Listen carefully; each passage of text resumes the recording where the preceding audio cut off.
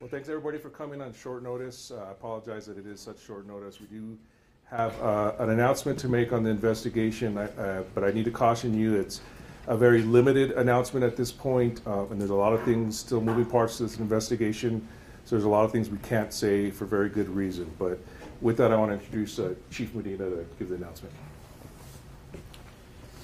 You know, we're just, the Albuquerque Police Department is here to announce that there is a suspect in custody on unrelated charges related to these incidents. We do have a firearm in our possession that is linked to one of the shootings.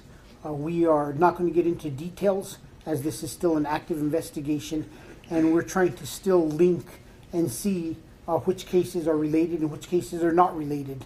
So until we get more details and we finish the process of seeing where the evidence leads us and getting returns on our warrants, this will be the extent of our information. But once again, just to reiterate, there is a suspect in custody.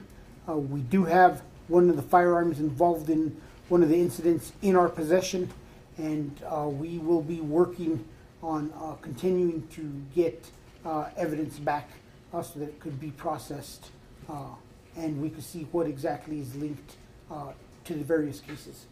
Mayor. Well, thank you, Chief. And again, I know we don't have, we are unable to share a lot of details, but this important detail that there is a suspect in custody is very important for our city and for our elected officials and frankly for our local democracy. So I want to make sure that everyone knows that, you know, from day one, we decided to take these very seriously, and we were worried about them being connected. And it's through the hard work of our investigative department and also our federal partners that have been helping on this that we have been able to identify the suspect in custody. Now, we also know that, you know, we felt that in many ways, we never want this to happen to anyone. But there is a difference when it's elected officials. These are individuals who participate in democracy, whether we agree with them or not. And that's why this act of violence, I think, has been so rattling for so many people. Again, regardless of their background or regardless of their belief, this is fundamental to how we run, in this case, our state or our county. And those elected officials deserve to be able to do their job as part of American democracy without fear, and especially without fear in their homes. Now, I would also share, too, that the investments and the changes and the revamping that we've done in our investigative department have enabled our team to move relatively swiftly to try and put together some of these pieces. And while we can't share all of the details at this time, hopefully this is just some comfort, just some, because there's a long way to go on this. And we don't know what the rest of the investigation might reveal, but some comfort for folks who have been unfortunately targeted in these situations. And so with that, I'll hand it back over to Chief or Gilbert. You know, obviously, this investigation still has a lot of sensitive areas, and we're still in the midst of building a case to see what incidents are related and what are not. We've actually asked the courts to seal all the paperwork regarding this case, and that request was granted. And when we have more information, we will be putting out more information. Like I said, suspect in custody, firearm related to one of the incidents recovered, and we will continue to move forward to see how we could link any of the incidents with each other. I think that's about it. Any questions? Chief, you had mentioned. Chief, you had mentioned that at the beginning, the suspect in custody possibly has unrelated charges. Would you be able to specify what those charges are? We're not going to specify what the charges are at this time.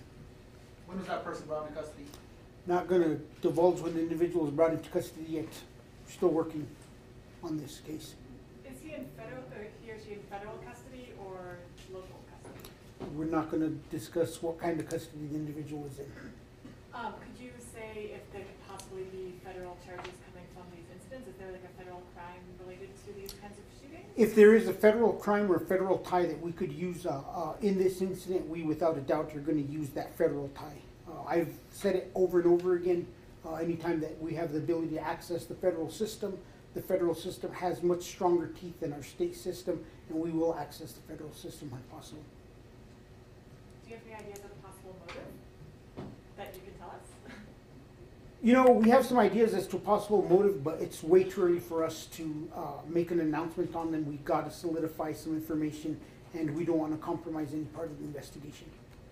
Are you working with state police at all with the session starting next week and 3 of the people going up to the roundhouse? Any security increases that you know of or aware of? We are actually working with both state police and BCSO.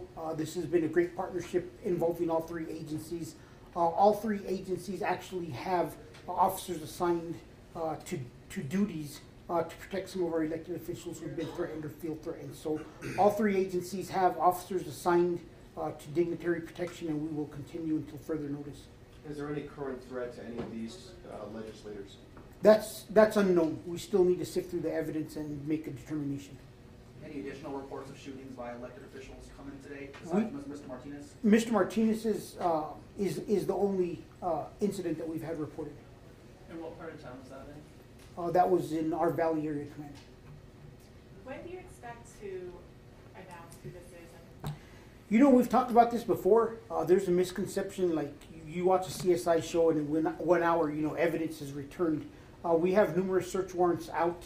It's outside of our control how fast we get information from some of these entities, and we're just waiting to get a return on some of the information to ensure that everything we have, the case we're building is as strong as possible, and to see what other aspects there are involved. Did the suspect have a warrant for the unrelated charges? That I honestly don't know. can you tell us anything at all about the suspect, like age range or like anything at all? A male. Okay. A male under 50. Surprising. Can you tell us anything about how they were put in custody? Was it a traffic stop, happened at their home, on the street? No, we're not going to get into any details.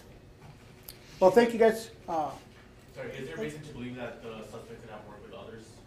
It's unknown. We need to have all evidence come back, and we need to see. I mean, So- it's very difficult at this time to determine that. And gun taken for one shooting connected, just to confirm that's correct, right? That detail. So can you tell us any other details to share as to why the city and the community should feel safe when only one of the shootings has been, one weapon has been picked up from one shooting? We are bringing to you the information that we have. We still don't know the interrelationship between all these cases, and it is only related to one shooting at this time. Is there any concern that any of the other 5 shootings that there's other suspects out there? We're still waiting to see. All right? Chief, is there any calls to the community about anonymous tips that anybody could offer that you guys are looking for? No, still 242 cops, Crime Stoppers. If anybody has information, a lot of times individuals speak about their crimes, or they speak about something that they're willing to do. And if anybody's heard anybody in the community talking about committing any crimes like this, we're once again asking, please reach out. Report that information to the Albuquerque Police Department. You know, we had success during the Muslim case where we went to the community, and there was actually a large portion of the community who had a suspicion. So if you have a suspicion, bring it forward, and that always helps advance investigations, because you may have a piece of the puzzle that when combined with somebody else's piece will help us, complete the puzzle and get more answers. Thank you. Thank you, Chief.